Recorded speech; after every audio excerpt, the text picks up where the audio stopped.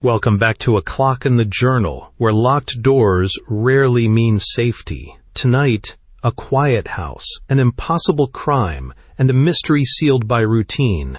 Max Carrados listens to what the walls remember and unlocks the truth hidden in plain sight. "I will see Miss George now," assented Carrados. Parkinson retired, and Greatorex looked round from his chair. The morning clearing up was still in progress. "Shall I go?" he inquired. "Not unless the lady desires it. I don't know her at all."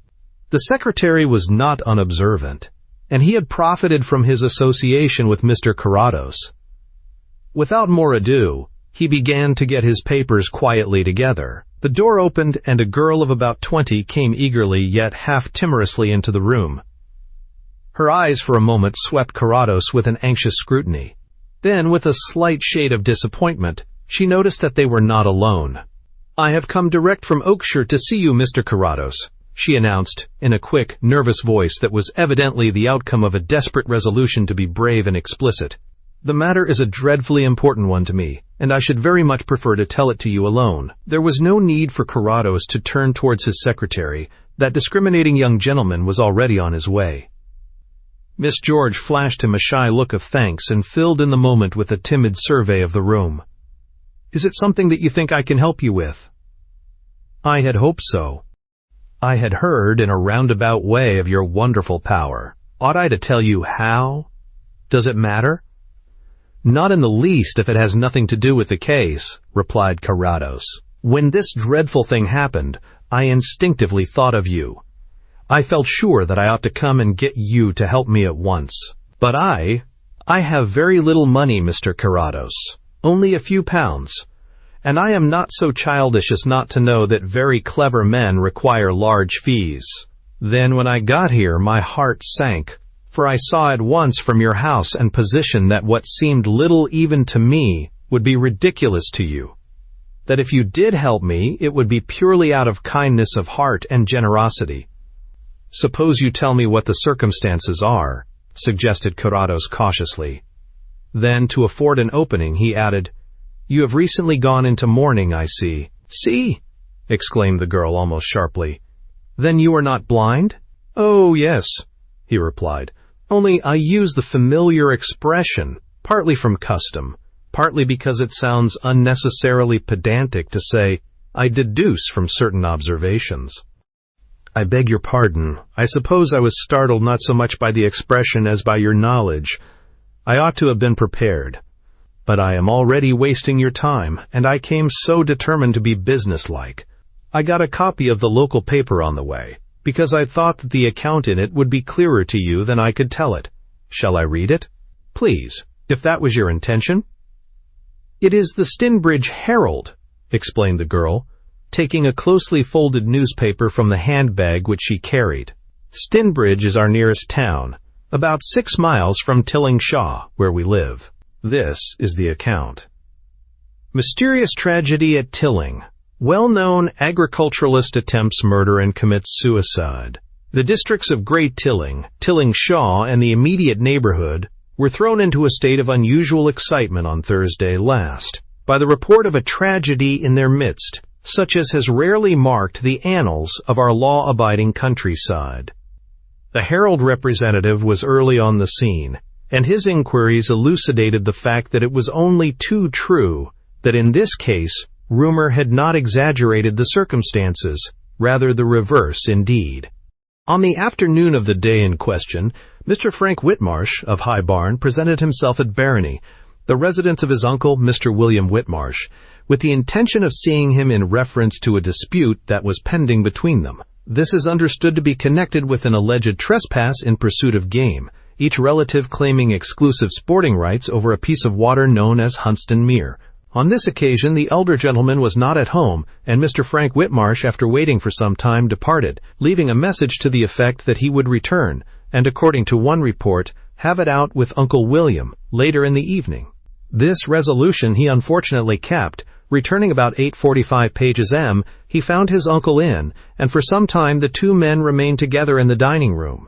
What actually passed between them has not yet transpired, but it is said that for half an hour there had been nothing to indicate to the other occupants of the house that anything unusual was in progress, when suddenly 2 shots rang out in rapid succession. Mrs. Lawrence, the housekeeper at Barony, and a servant were the soonest on the spot, and, conquering the natural terror that for a moment held them outside the now silent room, they summoned up courage to throw open the door and to enter. The first thing that met their eyes was the body of Mr. Frank Whitmarsh lying on the floor almost at their feet. In their distressed state, it was immediately assumed by the horrified women that he was dead, or at least seriously wounded. But a closer examination revealed the fact that the gentleman had experienced an almost miraculous escape. At the time of the tragedy, he was wearing a large, old-fashioned silver watch, and in this, the bullet intended for his heart was found, literally embedded deep in the works. The second shot had, however, effected its purpose, for at the other side of the room, still seated at the table, was Mr. William Whitmarsh, already quite dead, with a terrible wound in his head, and the weapon, a large-bore revolver of obsolete pattern, lying at his feet. Mr. Frank Whitmarsh subsequently explained that the shock of the attack and the dreadful appearance presented by his uncle, when, immediately afterwards, he turned his hand against himself, must have caused him to faint. Readers of the Herald will join in our expression of sympathy for all members of the Whitmarsh family, and in our congratulations to Mr. Frank Whitmarsh on his providential escape. The inquest is fixed for Monday, and it is anticipated that the funeral will take place on the following day. That is all, concluded Miss George. All that is in the paper, amended Carrados. It is the same everywhere, attempted murder and suicide. That is what everyone accepts as a matter of course, went on the girl quickly. How do they know that my father tried to kill Frank, or that he killed himself? How can they know, Mr. Carrados? Your father, Miss George? Yes. My name is Madeline Whitmarsh. At home, everyone looks at me as if I was an object of mingled pity and reproach. I thought that they might know the name here, so I gave the first that came into my head. I think it is a street I was directed along. Besides, I don't want it to be known that I came to see you in any case. Why? Much of the girl's conscious nervousness had stiffened into an attitude of unconscious hardness. Grief takes many forms, and whatever she had been before, the tragic episode had left Miss Whitmarsh a little hurt and cynical. You are a man living in a town and can do as you like. I am a girl living in the country and have therefore to do largely as my neighbors like. For me to set up my opinion against popular feeling would constitute no small offense. To question its justice would be held to be adding outrageous insult to enormous injury. So far I am unable to go beyond the newspaper account. On the face of it, your father, with what provocation of course I do not know, did attempt this Mr. Frank Whitmarsh's life and then take his own. You imply another version. What reason have you? That is the terrible part of it, exclaimed the girl with rising distress. It was that which made me so afraid of coming to you, although I felt that I must, for I dreaded that when you asked me for proofs and I could give you none, you would refuse to help me. We were not even in time to hear him speak, and yet I know with absolute conviction, that my father would not have done this. There are things that you cannot explain, Mr. Carrados, and, well, there is an end of it. Her voice sank to an absent-minded whisper. Everyone will condemn him now that he cannot defend himself, and yet he could not even have had the revolver that was found at his feet. What is that? Demanded Carrados sharply. Do you mean that? Mean what? She asked, with the blankness of one who has lost the thread of her own thoughts. What you said about the revolver, that your father could not have had it.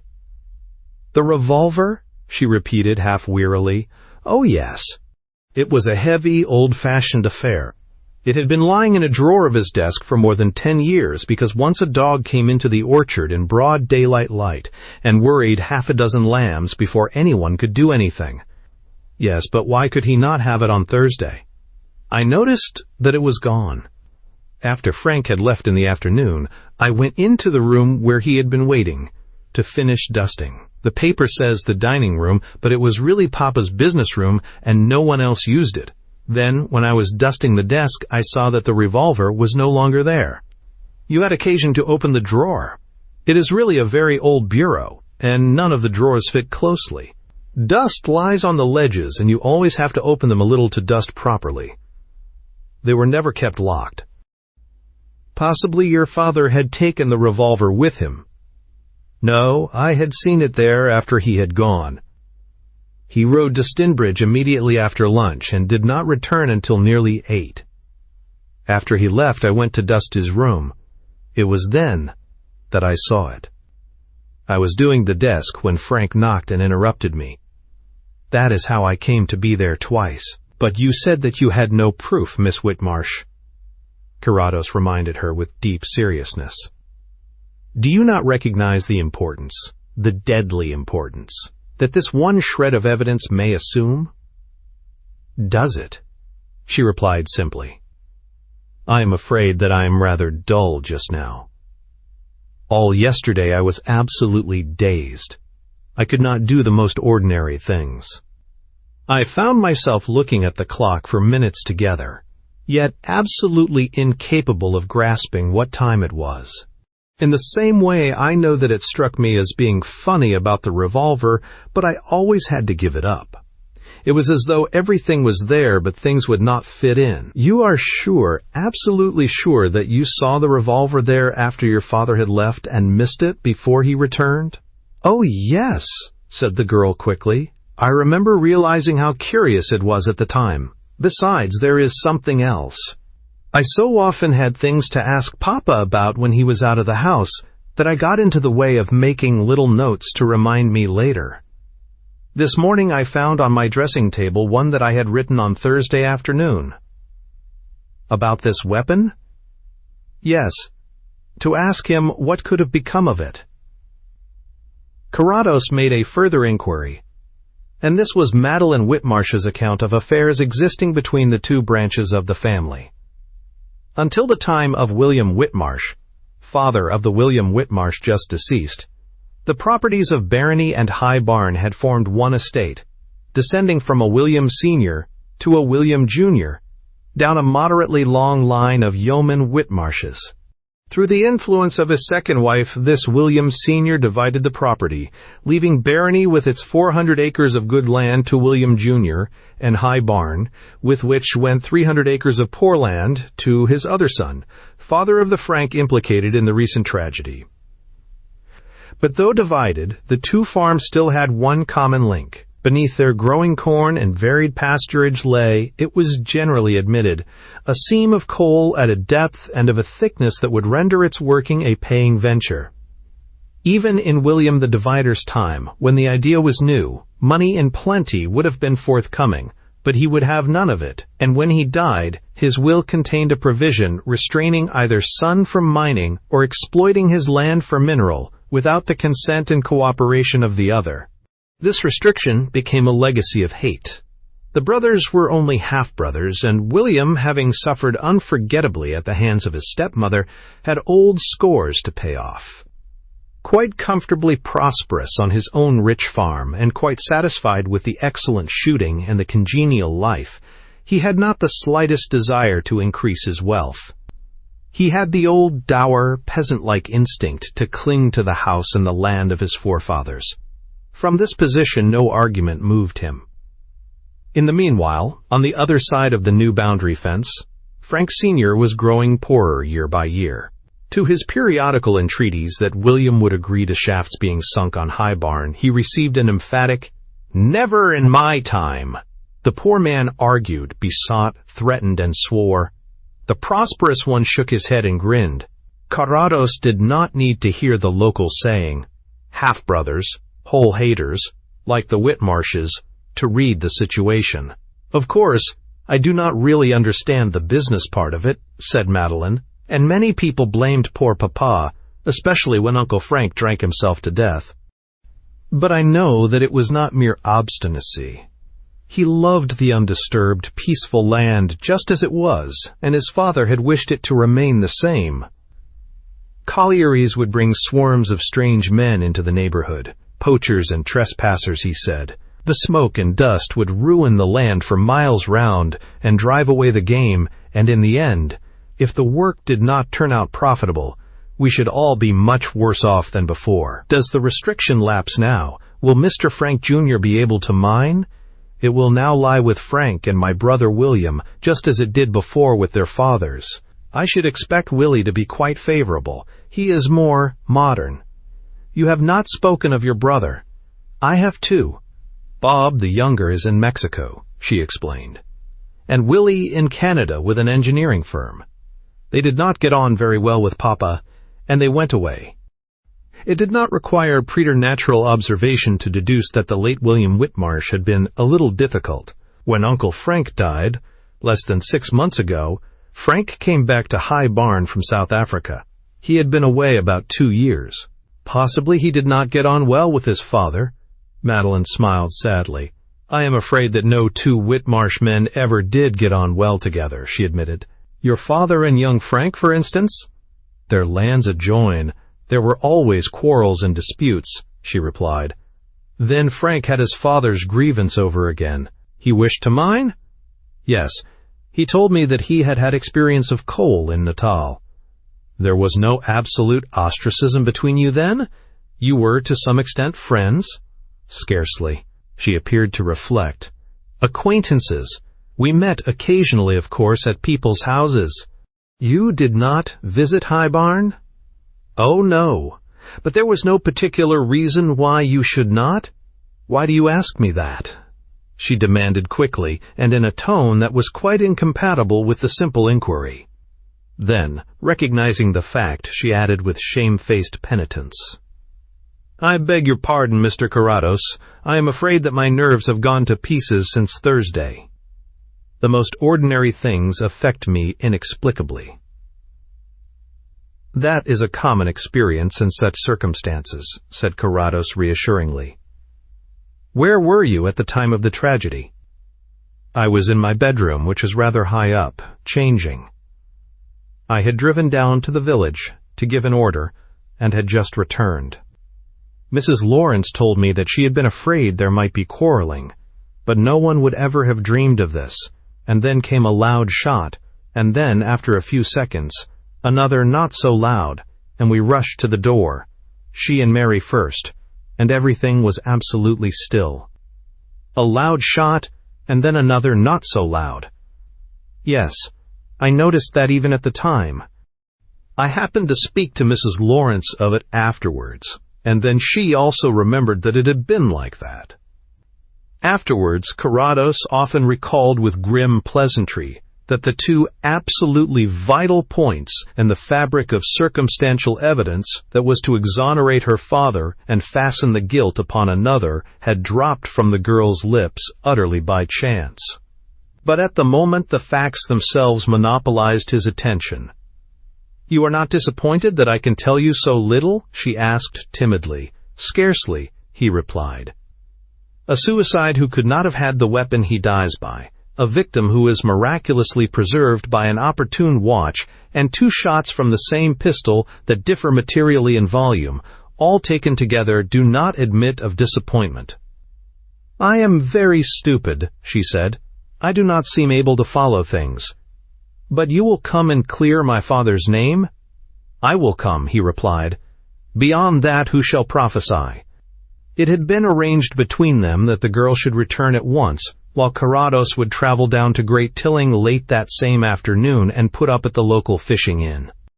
In the evening he would call at Barony, where Madeline would accept him as a distant connection of the family. The arrangement was only for the benefit of the domestics and any casual visitor who might be present, for there was no possibility of a near relation being in attendance, nor was there any appreciable danger of either his name or person being recognized in those parts, a consideration that seemed to have some weight with the girl, for, more than once, she entreated him not to disclose to anyone his real business there until he had arrived at a definite conclusion.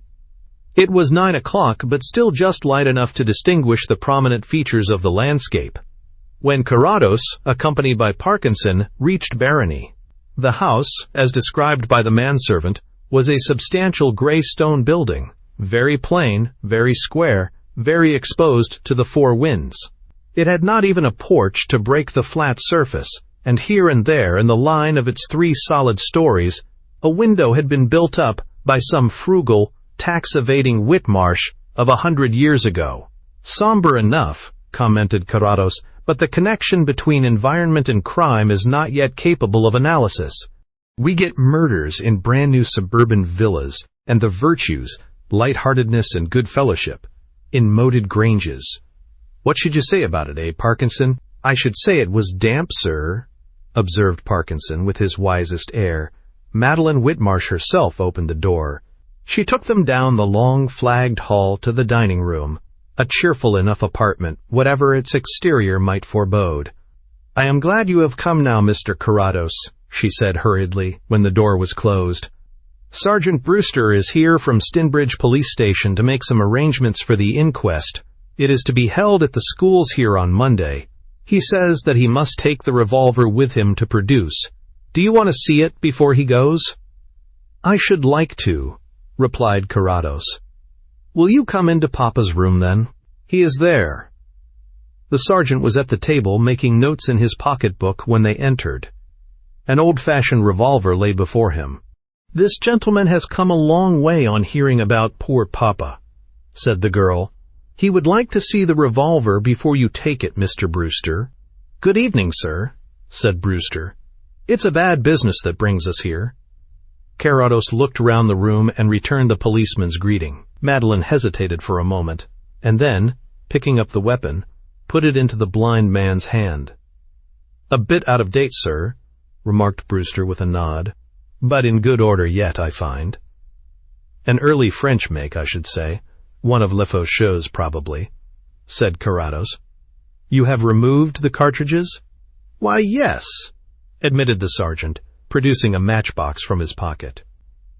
"They're pinfire, you see, and I'm not too fond of carrying a thing like that loaded in my pocket as I'm riding a young horse." "Quite so," agreed Carrados, fingering the cartridges. "I wonder if you happen to mark the order of these in the chambers?" "That was scarcely necessary, sir. 2 together had been fired. The other 4 had not. I once knew a case, possibly I read of it, where a pack of cards lay on the floor. It was a murder case, and the guilt or innocence of an accused man depended on the relative positions of the 51st and 52nd cards." "I think you must have read of that, sir," replied Brewster, endeavoring to implicate first Miss Whitmarsh and then Parkinson in his meaning smile. "However, this is straightforward enough." "Then of course you have not thought it worthwhile to look for anything else?" "I have noted all the facts that have any bearing on the case." "Were you referring to any particular point, sir?" "I was only wondering," suggested Carrados with apologetic mildness, "whether you or anyone had happened to find a wad lying about anywhere." The sergeant stroked his well-kept mustache to hide the smile that insisted, however, on escaping through his eyes. "Scarcely, sir," he replied with fine irony. "Bulleted revolver cartridges contain no wad." "You are thinking of a shotgun, sir." "Oh," said Carrados, bending over the spent cartridge he was examining. "That settles it, of course." "I think so, sir," assented the sergeant, courteously but with a quiet enjoyment of the situation. "Well, miss, I'll be getting back now. I think I have everything I want." "You will excuse me a few minutes," said Miss Whitmarsh, and the 2 callers were left alone. "Parkinson," said Carrados softly as the door closed, "look round on the floor. There is no wad lying within sight?" "No, sir." "Then take the lamp and look behind things. But if you find one, don't disturb it." For a minute, strange and gigantic shadows chased one another across the ceiling as Parkinson moved the table lamp to and fro behind the furniture. The man to whom blazing sunlight and the deepest shade were, as one sat with his eyes fixed tranquilly on the unseen wall before him. "There is a little pellet of paper here behind the couch, sir," announced Parkinson. "Then put the lamp back." Together they drew the cumbrous old piece of furniture from the wall, and Carrados went behind. On hands and knees, with his face almost to the floor, he appeared to be studying even the dust that lay there. Then, with a light, unerring touch, he carefully picked up the thing that Parkinson had found. Very gently he unrolled it, using his long, delicate fingers so skillfully that even at the end the particles of dust still clung here and there to the surface of the paper. "What do you make of it, Parkinson?" Parkinson submitted it to the judgment of a single sense. "A cigarette paper to all appearance, sir. I can't say it's a kind that I've had experience of. It doesn't seem to have any distinct watermark, but there is a half-inch of glossy paper along one edge." "Amber-tipped, yes?" "Another edge is a little uneven. It appears to have been cut." "This edge opposite the mouthpiece?" "Yes, yes. Patches are blackened, and little holes, like pinpricks, burned through. In places, it is scorched brown." "Anything else?" "I hope there is nothing I have failed to observe, sir," said Parkinson after a pause. Carrados's reply was a strangely irrelevant question. "What is the ceiling made of?" he demanded. "Oak boards, sir, with a heavy crossbeam." "Are there any plaster figures about the room?" "No, sir." "Or anything at all that is whitewashed?" "Nothing, sir." Carrados raised the scrap of tissue paper to his nose again, and for the second time he touched it with his tongue. "Very interesting, Parkinson," he remarked, and Parkinson's responsive "yes, sir" was a model of discreet acquiescence. "I am sorry that I had to leave you," said Miss Whitmarsh, returning, "but Mrs. Lawrence is out, and my father made a practice of offering everyone refreshment." "Don't mention it," said Carrados. "We have not been idle. I came from London to pick up a scrap of paper lying on the floor of this room. Well, here it is." He rolled the tissue into a pellet again and held it before her eyes. "The wad!" she exclaimed eagerly. "Oh, that proves that I was right?" "Scarcely proves, Miss Whitmarsh. But it shows that one of the shots was a blank charge, as you suggested this morning might have been the case. Hardly even that." "What then?" she demanded, with her large dark eyes fixed in a curious fascination on his inscrutable face. "That, behind the couch, we have found this scrap of powder-singed paper." There was a moment's silence. The girl turned away her head. "I am afraid that I am a little disappointed," she murmured. "Perhaps better now than later. I wish to warn you that we must prove every inch of ground. Does your cousin Frank smoke cigarettes?" "I cannot say, Mr. Carrados. You see, I knew so little of him." "Quite so. There was just the chance. And your father?" "He never did. He despised them." "That is all I need ask you now. What time tomorrow shall I find you in, Miss Whitmarsh? It is Sunday, you remember." "At any time. The curiosity I inspire doesn't tempt me to encounter my friends, I can assure you," she replied, her face hardening at the recollection. "But, Mr. Carrados." "Yes?" "The inquest is on Monday afternoon. I had a sort of desperate faith that you would be able to vindicate Papa." "By the time of the inquest, you mean?" "Yes. Otherwise."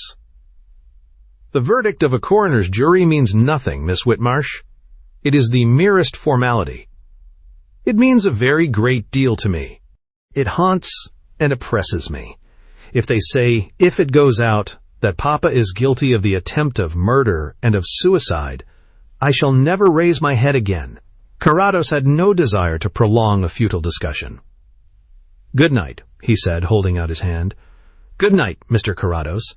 She detained him a moment, her voice vibrant with quiet feeling. "I already owe you more than I can ever hope to express. Your wonderful kindness." "A strange case," moralized Carrados, as they walked out of the quadrangular yard into the silent lane. "Instructive, but I more than half wish I'd never heard of it." "The young lady seems grateful, sir," Parkinson ventured to suggest. "The young lady is the case, Parkinson," replied his master rather grimly. A few score yards farther on a swing gate gave access to a field path, cutting off the corner that the high road made with the narrow lane. This was their way, but instead of following the brown line of trodden earth, Carrados turned to the left and indicated the line of buildings that formed the back of one side of the quadrangle they had passed through. "We will investigate here," he said. "Can you see a way in?" Most of the buildings opened onto the yard, but at one end of the range, Parkinson discovered a door, secured only by a wooden latch. The place beyond was impenetrably dark, but the sweet, dusty smell of hay, and, from beyond, the occasional click of a horse's shoe on stone, and the rattle of a headstall chained through the manger ring told them that they were in the chaff pen at the back of the stable. Carrados stretched out his hand and touched the wall with a single finger. "We need go no farther," he remarked, and as they resumed their way across the field he took out a handkerchief to wipe the taste of whitewash off his tongue.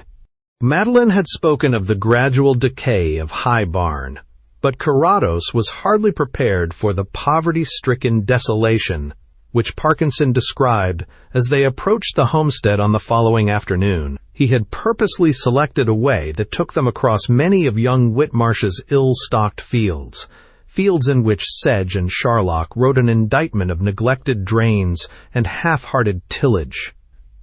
On the land, the gates and hedges had been broken and unkempt. The buildings, as they passed through the farmyard, were empty and showed here and there a skeletonry of bare rafters to the sky. "Starved," commented the blind man as he read the signs. "The thirsty owner and the hungry land. They couldn't both be fed." Although it was afternoon, the bolts and locks of the front door had to be unfastened in answer to their knock. When at last the door was opened, a shriveled little old woman, rather wicked-looking in a comic way, and rather begrimed, stood there. "Mr. Frank Whitmarsh," she replied to Carrados's polite inquiry. "Oh, yes, he lives here." "Frank," she called down the passage, "you're wanted." "What is it, Mother?" responded a man's full, strong voice rather lazily. "Come and see." And the old creature ogled Carrados with her beady eyes as though the situation constituted an excellent joke between them. There was the sound of a chair being moved, and at the end of the passage a tall man appeared in his shirt-sleeves.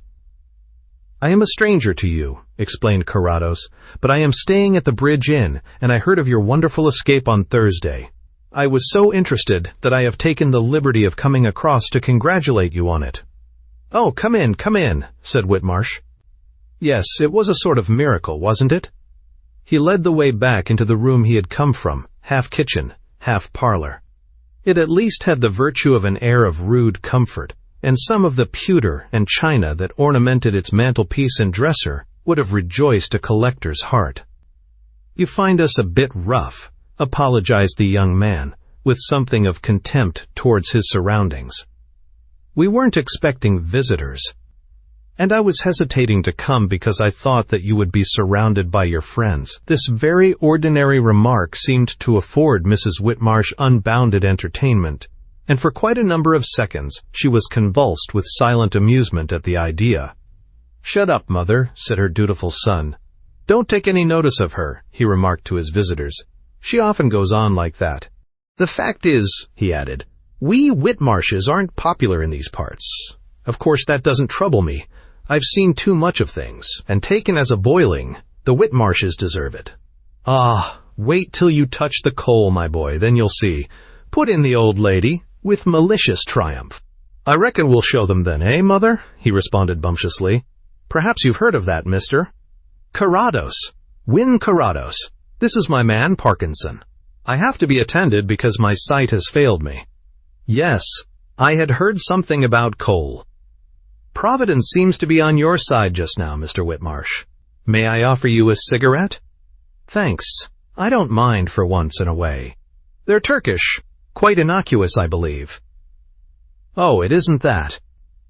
I can smoke cutty with any man, I reckon, but the paper affects my lips. I make my own and use a sort of paper with an end that doesn't stick." "The paper is certainly a drawback sometimes," agreed Carrados. "I've found that. Might I try one of yours?" They exchanged cigarettes, and Whitmarsh returned to the subject of the tragedy. "This has made a bit of a stir, I can tell you," he remarked with complacency. "I am sure it would. Well, it was the chief topic of conversation when I was in London." "Is that a fact?" Avowedly indifferent to the opinion of his neighbors, Even Whitmarsh was not proof against the pronouncement of the metropolis. "What do they say about it up there?" "I should be inclined to think that the interest centers round the explanation you will give at the inquest of the cause of the quarrel." "There! What did I tell you?" exclaimed Mrs. Whitmarsh. "Be quiet, mother." "That's easily answered, Mr. Carrados. There was a bit of duck shooting that lay between our two places." "But perhaps you saw that in the papers?" "Yes," admitted Carrados, "I saw that." Frankly, the reason seemed inadequate to so deadly a climax. "What did I say?" demanded the irrepressible dame. "They won't believe it." The young man cast a wrathful look in his mother's direction and turned again to the visitor. "That's because you don't know Uncle William." Any reason was good enough for him to quarrel over. "Here, let me give you an instance. When I went in on Thursday, he was smoking a pipe. Well, after a bit, I took out a cigarette and lit it. I'm damned if he didn't turn round and start on me for that. How does that strike you for one of your own family, Mr. Carrados? Unreasonable, I am bound to admit. I am afraid that I should have been inclined to argue the point. What did you do, Mr. Whitmarsh?" "I hadn't gone there to quarrel," replied the young man, half sulky at the recollection. "It was his house. I threw it into the fireplace." "Very obliging," said Carrados, "but if I may say so, it isn't so much a matter of speculation why he should shoot you as why he should shoot himself. The gentleman seems friendly. Better ask his advice, Frank," put in the old woman in a penetrating whisper. "Stow it, mother," said Whitmarsh sharply. "Are you crazy?" "Her idea of a coroner's inquest," he explained to Carrados with easy contempt, "is that I am being tried for murder. As a matter of fact, Uncle William was a very passionate man, and, like many of that kind, he frequently went beyond himself. I don't doubt that he was sure he'd killed me, for he was a good shot, and the force of the blow sent me backwards. He was a very proud man, too, in a way. Wouldn't stand correction or any kind of authority, and when he realized what he'd done and saw in a flash that he would be tried and hanged for it, suicide seemed the easiest way out of his difficulties, I suppose." "Yes, that sounds reasonable enough," admitted Carrados. "Then you don't think there will be any trouble, sir?" insinuated Mrs. Whitmarsh anxiously. Frank had already professed his indifference to local opinion, but Carrados was conscious that both of them hung rather breathlessly on to his reply. "Why, no," he declared weightily. "I should see no reason for anticipating any. Unless," he added thoughtfully, "some clever lawyer was instructed to insist that there must be more in the dispute than appears on the surface." "Oh, them lawyers, moaned the old lady in a panic. "They can make you say anything." "They can't make me say anything." A cunning look came into his complacent face. "And besides, who's going to engage a lawyer? The family of the deceased gentleman might wish to do so. Both of the sons are abroad and could not be back in time. But is there not a daughter here?" "I understood so." Whitmarsh gave a short, unpleasant laugh and turned to look at his mother. "Madeline won't. You may bet your bottom ticky it's the last thing she would want." The little old creature gazed admiringly at her big showy son and responded with an appreciative grimace that made her look more humorously rat-like than ever. He! "Missy won't," she tittered. "That would never do. He!"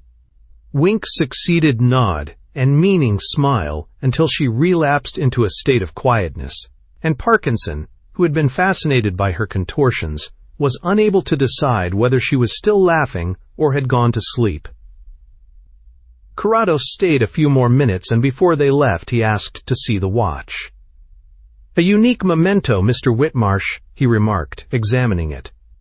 "I should think this would become a family heirloom." "It's no good for anything else," said Whitmarsh practically. "A famous timekeeper it was, too. The fingers are both gone." "Yes, the glass was broken, of course, and they must have caught in the cloth of my pocket and ripped off. They naturally would. It was 10 minutes past 9 when the shot was fired."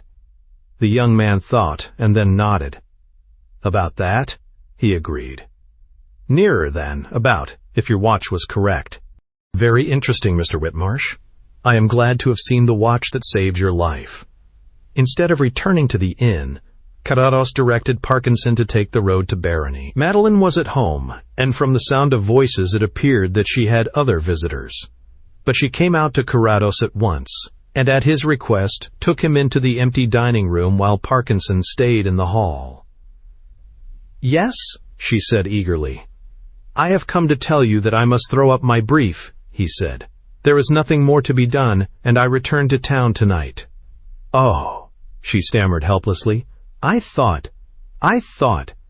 Your cousin did not abstract the revolver when he was here on Thursday, Miss Whitmarsh." He did not at his leisure fire a bullet into his own watch to make it appear, later in the day, as if he had been attacked. He did not reload the cartridge with a blank charge. He did not deliberately shoot your father and then fire off the blank cartridge. He was attacked, and the newspaper version is substantially correct. The whole fabric so delicately suggested by inference and innuendo falls to pieces. "Then you desert me, Mr. Carrados?" she said, in a low, bitter voice. "I have seen the watch that saved Whitmarsh's life," he continued, unmoved. "It would save it again if necessary.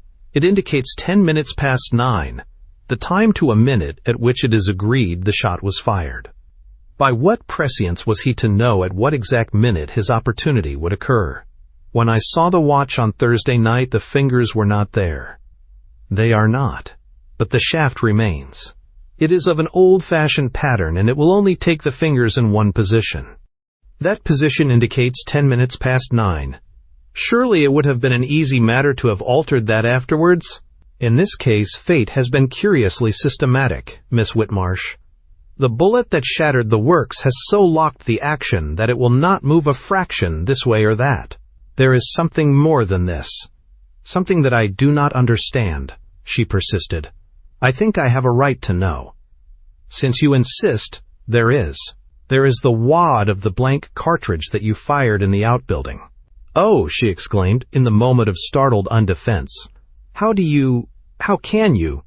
You must leave the conjurer his few tricks for effect. Of course, you naturally would fire it, where the precious pellet could not get lost. The paper you steamed off the cigarette that Whitmarsh threw into the empty fire grate. And of course, the place must be some distance from the house, or even that slight report might occasion remark. "Yes," she confessed, in a sudden abandonment to weary indifference. "It has been useless. I was a fool to set my cleverness against yours. Now I suppose, Mr. Carrados, you will have to hand me over to justice?" "Well, why don't you say something?" she demanded impatiently as he offered no comment.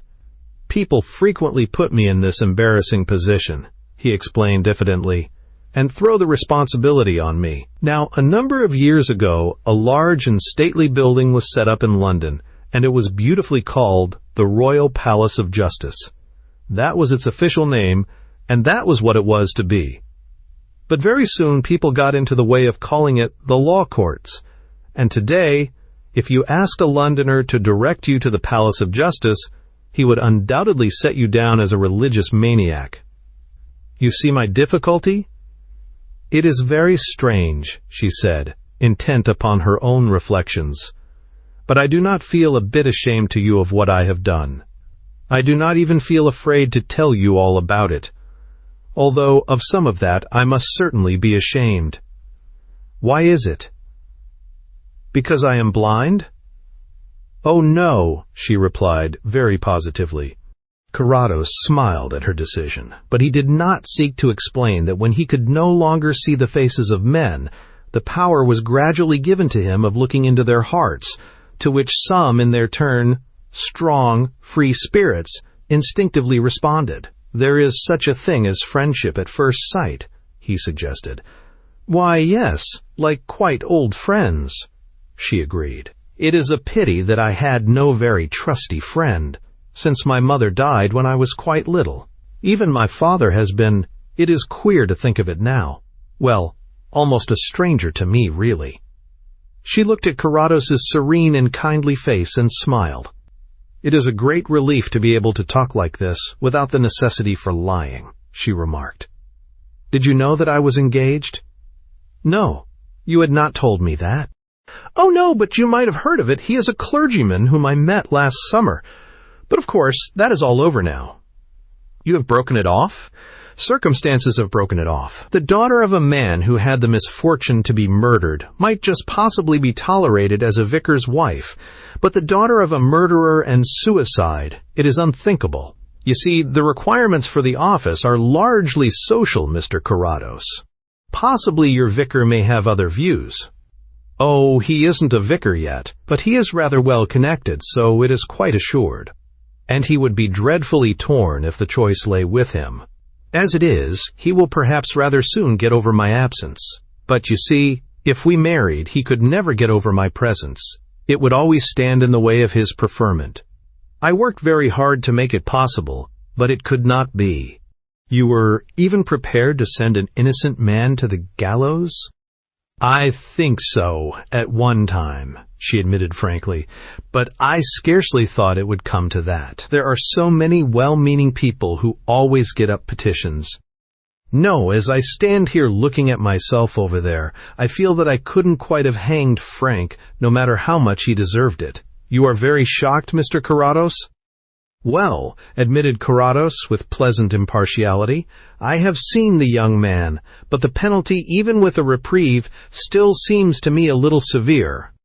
"Yet how do you know, even now, that he is, as you say, an innocent man?" "I don't," was the prompt admission. "I only know, in this astonishing case, that so far as my investigation goes, he did not murder your father by the act of his hand." "Not according to your law courts?" she suggested. "But in the great palace of justice? Well, you shall judge." She left his side, crossed the room, and stood by the square, ugly window, looking out, but as blind as Carrados to the details of the somnolent landscape. I met Frank for the first time after I was at all grown up about 3 years ago, when I returned from boarding school. I had not seen him since I was a child, and I thought him very tall and manly. It seemed a frightfully romantic thing in the circumstances to meet him secretly. Of course my thoughts flew to Romeo and Juliet. We put impassioned letters for one another in a hollow tree that stood on the boundary hedge, but presently I found out, gradually and incredulously at first, and then one night with a sudden terrible certainty, that my ideas of romance were not his. I had what is called, I believe, a narrow escape. I was glad when he went abroad, for it was only my self-conceit that had suffered. I was never in love with him, only in love with the idea of being in love with him. A few months ago, Frank came back to High Barn. I tried never to meet him anywhere, but one day he overtook me in the lanes. He said that he had thought a lot about me while he was away, and would I marry him? I told him that it was impossible in any case, and, besides, I was engaged. He coolly replied that he knew. I was dumbfounded and asked him what he meant. Then he took out a packet of my letters that he had kept somewhere all the time. He insisted on reading parts of them up and telling me what this and that meant and what everyone would say it proved. I was horrified at the construction that seemed capable of being put on my foolish but innocent gush. I called him a coward and a blackguard and a mean cur and a sneaking cad and everything I could think of in one long breath, until I found myself faint and sick with excitement and the nameless growing terror of it. He only laughed and told me to think it over and then walked on, throwing the letters up into the air and catching them. It isn't worthwhile going into all the times he met and threatened me. I was to marry him or he would expose me. He would never allow me to marry anyone else. And then finally he turned round and said that he didn't really want to marry me at all. He only wanted to force Father's consent to start mining, and this had seemed the easiest way. That is what is called blackmail, Miss Whitmarsh, a word you don't seem to have applied to him. The punishment ranges up to penal servitude for life in extreme cases. Yes, that is what it really was. He came on Thursday with the letters in his pocket. That was his last threat when he could not move me. I can guess what happened. He read the letters and proposed a bargain. And my father, who was a very passionate man and very proud in certain ways, shot him as he thought, and then, in shame and in the madness of despair, took his own life. Now, Mr. Carrados, you are to be my judge." "I think," said the blind man, with a great pity in his voice, "that it will be sufficient for you to come up for judgment when called upon."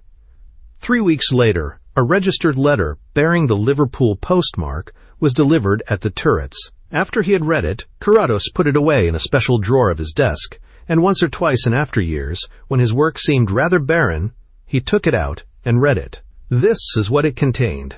"Dear Mr. Carrados, some time after you had left me that Sunday afternoon, a man came in the dark to the door and asked for me. I did not see his face, for he kept in the shade, but his figure was not very unlike that of your servant Parkinson. A packet was put into my hands, and he was gone without a word. From this I imagine that perhaps you did not leave quite as soon as you had intended. Thank you very much indeed for the letters. I was glad to have the miserable things, to drop them into the fire, and to see them pass utterly out of my own and everybody else's life. I wonder who else in the world would have done so much for a forlorn creature who just flashed across a few days of his busy life. And then I wonder who else could. But there is something else for which I thank you now far, far more, and that is for saving me from the blindness of my own passionate folly. When I look back on the abyss of meanness, treachery, and guilt into which I would have willfully cast myself, and been condemned to live in all my life, I can scarcely trust myself to write. I will not say that I do not suffer now. I think I shall for many years to come, but all the bitterness and I think all the hardness have been drawn out. You will see that I am writing from Liverpool. I have taken a second-class passage to Canada, and we sail tonight. Willie, who returned to Barony last week, has lent me all the money I shall need until I find work. Do not be apprehensive.